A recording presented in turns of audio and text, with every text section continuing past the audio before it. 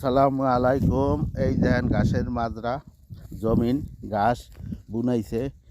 এগুলি 15 দিন 20 দিন হইলে কাটে।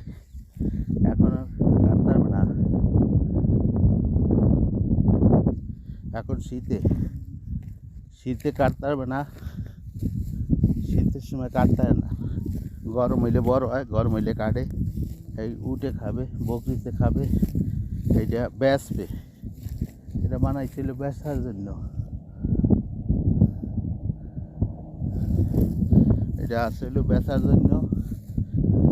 এটা অনেক দূর লইয়া এই মাদ্রাটা অনেক দূর দিয়ে যাইতে না। ওই সাইডে বকরির সাথে লোক আছে, এই জন্য যাইতে না। আমি ভিতরে আজকে যাই যে নতুন যদি কেউ আসেন, এই কৃষিকাজে আসেন, তাহলে অনেক কষ্ট সীমা নাই। এক কাছে পানিই নাই। এখন শীতের 6 মাস তো গোসলই করার কাজা নাই। এমন জায়গা আছে, ওই উডের একটু খাইতে পানি দেয়, বকরির একটু খাইতে পানি দেয়, সেই আনতে একটু খায়, সেইতে গোসল করবে কাম ভাই। ঠান্ডায় কোনো গোসলের কোনো কাজা নাই। এই যে আমার গাড়ি আসতে আছে, আমি এখন যাব।